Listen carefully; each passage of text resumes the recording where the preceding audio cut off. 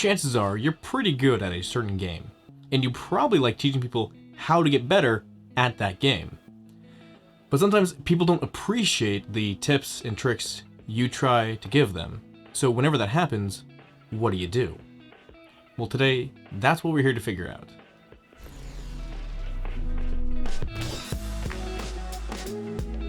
It's good to see you guys.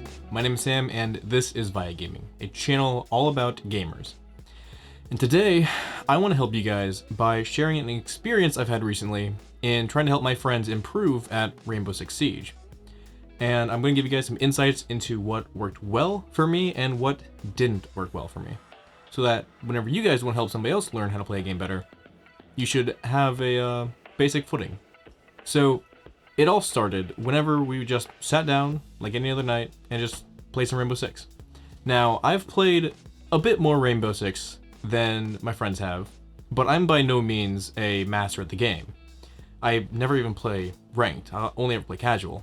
But I'm like level 130 or so. So, I just know a bit more about the game. And whenever we would hop into a match, I would look forward to getting some teamwork done. Because whenever I hop into a match with randos, I don't communicate as effectively with them. And I don't want to boss them around being like, hey, go to this wall and breach that for me. Or hey, go to this area and guard it. Yeah, I don't want to be that guy. But whenever I'm playing with my friends, I feel like we're more of a unit, and it's not so much as bossing, but working with them. So I just feel more comfortable talking with them. So they would ask me, hey, what should we do to secure the objective? And I'd be like, well, a good strategy would be going to this area and breaking through this wall. I will throw down some cover fire, some smoke and stuff. And then we'll plant the bomb or plant the diffuser, sorry, and protect it.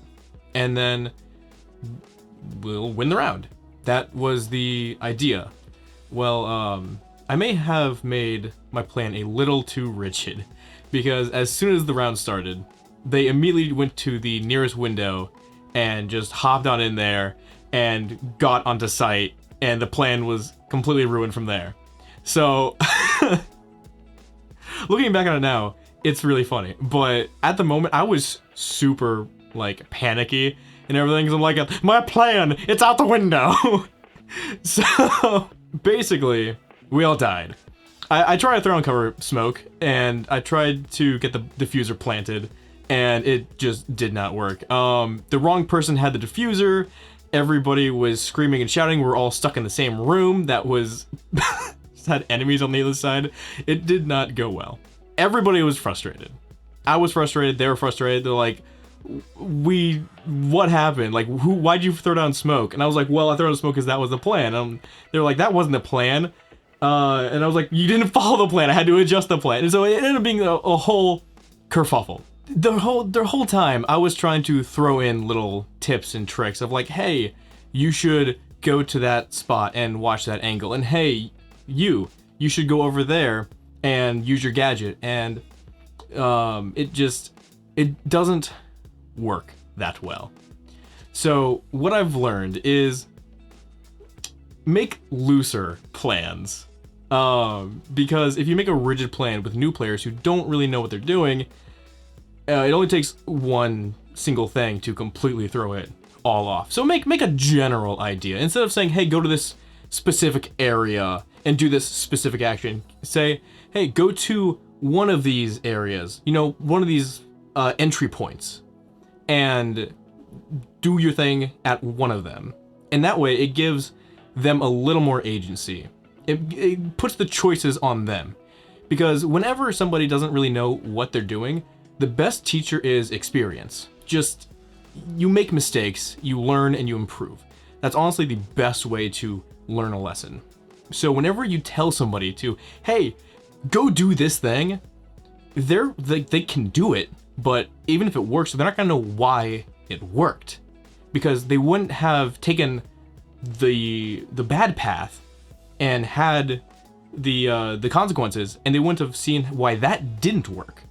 So all they know is that this does work, but they don't know that it's the only thing that works.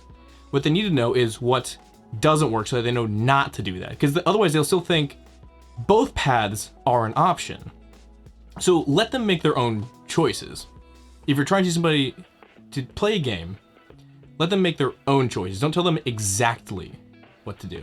The other thing I learned is that you should only give advice whenever it's asked for. Otherwise, you're just intruding on their experience. So basically, I would try to help them. I just wanted them to not have these frustrations they were having, because my friends would be like, oh, this character's overpowered, I can't beat them, or that gun is broken. And I would try to help them by being like, you could get around it by doing this. You can beat them by changing your strategy up in this way. But they never took that advice, because it felt like I was taking away their sense of agency. That I was telling them, if you want this result, you have to do it like this. And looking back, I don't like that advice myself, because it kind of stifles the creativity of the game, of saying that if you want this result, you have to do it like this. That's not good. You should tell them this can work, but if you want to do it some other way, try it some other way. And maybe they'll find some other way that you didn't know, but that I didn't know about. I mean, I've yet to see that happen, but maybe it'll happen one of these days. You never know. So only give advice when it's asked for, because how many times do you click on a YouTube video you didn't search for, that wasn't recommended to you and that you wanted to watch? You often don't watch YouTube videos you don't want to watch. So why would somebody take advice that they don't want? So basically, all you need to do is wait for them to want that advice. Because eventually, they're gonna make mistakes over and over and over again, and they're either going to learn how to get around it, or they're going to ask for help. And all you need to do is be there when they ask for help, and then give them that advice. Because they won't take it if you shove it on them, but whenever they want it, then they'll take it. So be patient, and be there for them, and eventually, you'll get to help them the way that you want to. And this method isn't even just better for them, but it's better for me as well, and it's better for you too, because your efforts won't be wasted. If you give advice to somebody and they don't take it, then you're just wasting your time and energy, and you're gonna be left frustrated. I was incredibly frustrated that my friends would complain about these things. I would give them the answer, they would say, no, I don't want to do that, and then it would keep on happening. And I would just feel like my time and energy was being sucked out of me for nothing. Well, if I just stand back and let them do their thing, then I can just enjoy gaming with them and having fun. I don't have to worry about being their teacher, you know? So this isn't just better for them, but it's better for you to save yourself the frustration. Save them the frustration. Don't force advice on people that don't want it. Just be patient. And I know being patient is hard. I know it's hard. It's hard for me. It's hard for me as well to listen to people complain about issues that I know the answers to and that I know I can help them get over. But it's so much more painful to waste my time and energy on giving them advice that they're not going to take. I can sit there and listen to them complain silently. I can mute them. You can mute them if you want to for 5 minutes. Don't tell them you're doing it, but you can do it if you have to. Now, I'm a horrible teacher.